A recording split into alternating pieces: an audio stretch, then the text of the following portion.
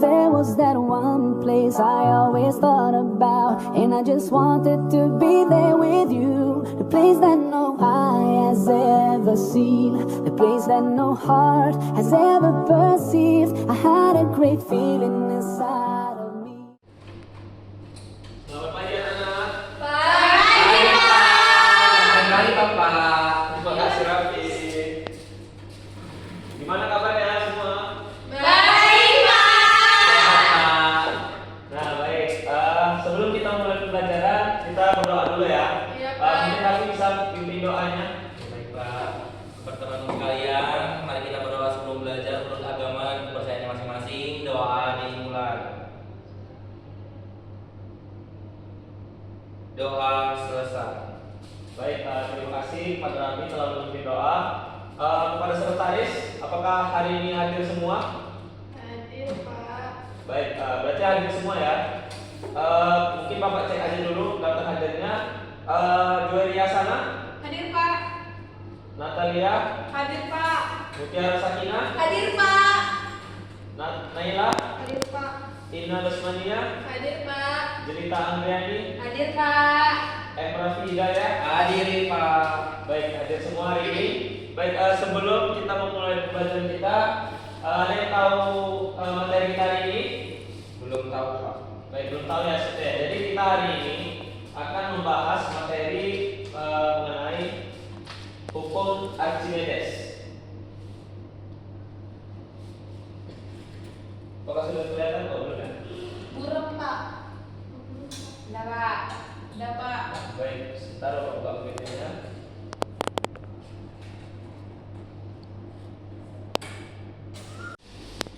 Nah, baik, jadi Bapak jelaskan sedikit ya tentang hukum dari Archimedes ini. Nah, pertama, apakah ada yang tahu apa itu Archimedes? Sepertinya belum ada tahu ya, karena ini pertemuan kita hari ini yang membahas tentang apa itu hukum Archimedes. Nah, jadi hukum Archimedes itu anak-anak terbagi atau ilmu fisika yang mempelajari tentang fluida. Fluida itu kan benda cairan. Nah, jadi ketika kita mempelajari benda cair atau fluida, kita itu akan membahas mengenai hukum Archimedes dan hukum Pascal. Nah, untuk pertemuan kali ini kita akan membahas mengenai hukum Archimedes. Nah, jadi hukum Archimedes ini ditemukan oleh penemunya adalah Archimedes namanya. Nanti ada cerita bagaimana si Archimedes ini menemukan penemuannya, yaitu sampai sekarang dikenal dengan hukum Archimedes. Nah, jadi hukum Archimedes ini adalah hukum fisika yang menjelaskan gaya apung yang dialami oleh benda ketika berada di dalam fluida. Nah, prinsip Archimedes ini menyatakan bahwa suatu benda yang dicelupkan seluruhnya atau sebagian ke dalam fluida akan mengalami gaya apung.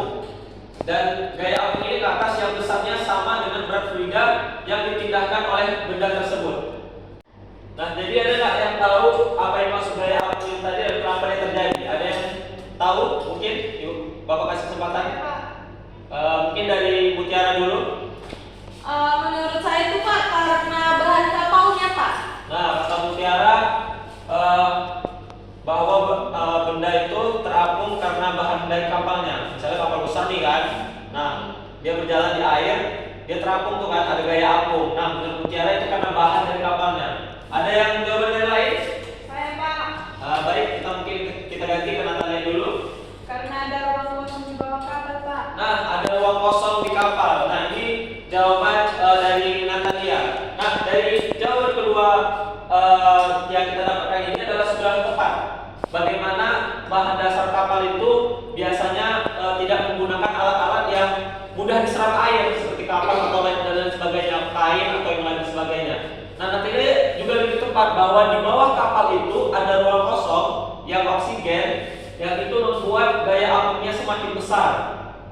Dan walaupun kapal itu berat, tapi ketika ada fluida di dalam kapal itu, yaitu oksigen atau angin, maka gaya apungnya lebih besar gitu dari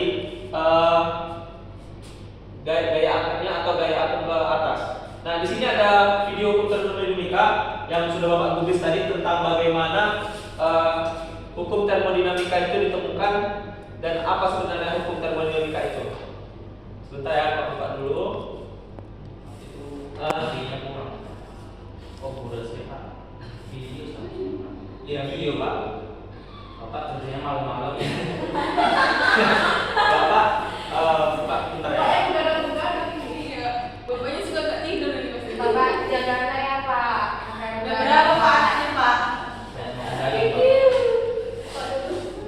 Enggak, Bapak tadi sudah kerjakan, cuman ini videonya belum bisa masuk ke PT seluruhnya. Jadi Bapak buka dari aplikasinya aja langsung ya.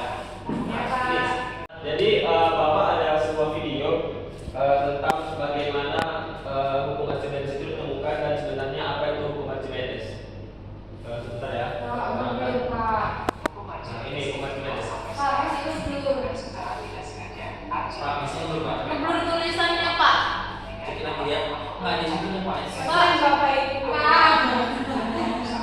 Enggak video videonya Pak. Mungkin Bapak bisa jelaskan aja ya, sekalian jelaskan. Jadi ada Archimedes ini, waktu dia disuruh kerajaan untuk mengetes mahkota raja itu terbuat dari emas yang sebenarnya atau bukan. Nah, Archimedes ini bingung gimana membuktikannya kan. Nah, jadi ketika Archimedes ini mandi di dalam sebuah bak yang penuh air, dia melihat ketika masuk dia ke dalam bak, airnya keluar gitu kan. Nah, jadi ketika airnya keluar itu dia menemukan suatu inspirasi ilmu. Dia mencoba dengan mahkota itu palsu atau enggak, karena emas itu kan seperti yang kita tahu berat kan. Nah, ketika kita melempar emas itu, maka seharusnya ditenggelam bukan mengapung. Nah, ketika dia melihat mahkota itu terapung, dia langsung menyampaikan kepada raja dan terus mengulik tentang hukum yang dia temukan ini sampai sekarang dikenal dengan hukum Archimedes. Nah, di sini dari yang Bapak jelaskan tadi, ada nggak yang bisa menyimpulkan kenapa mahkota yang bisa palsu tadi itu mengapung di air dan kenapa mahkota yang palsu itu tidak mengapung di air? Ada yang bisa menjawab? Saya Pak. Nah, baik, di sini ada cerita, Bapak silakan. Kenapa mahkotanya bisa mengapung? Karena Pak mahkota palsu itu mempunyai massa jenis yang lebih rendah dibandingkan air Pak. Nah, benar apa yang dikatakan Jelita bahwa emas itu memiliki massa yang lebih berat daripada misalnya kalau mahkota yang terbuat dari plastik, plastik itu bisa mengapung atau melayang, sedangkan emas itu dia tenggelam. Mutiara dan Natalia, tolong diam karena kita sedang mulai pembelajaran. Kali lagi Pak. Apa?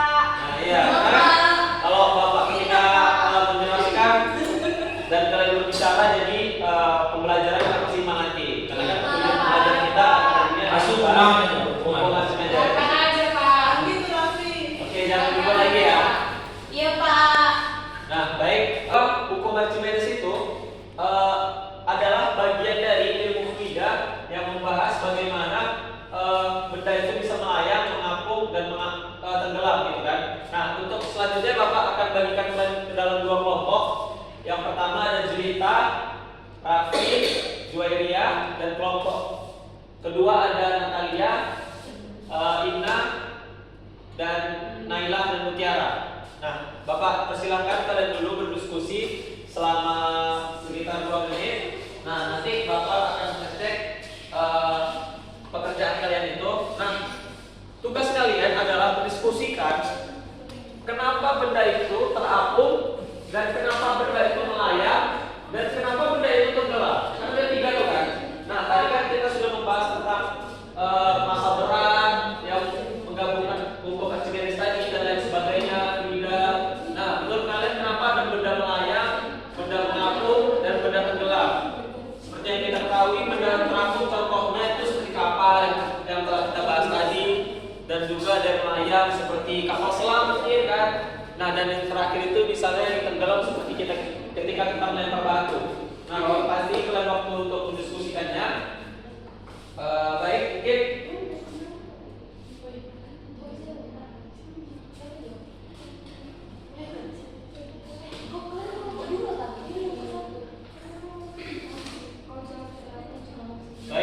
mungkin sudah cukup ya waktu diskusi yang Bapak telah berikan. Nah, dari kelompok Bapak pilih kelompok 1 dulu.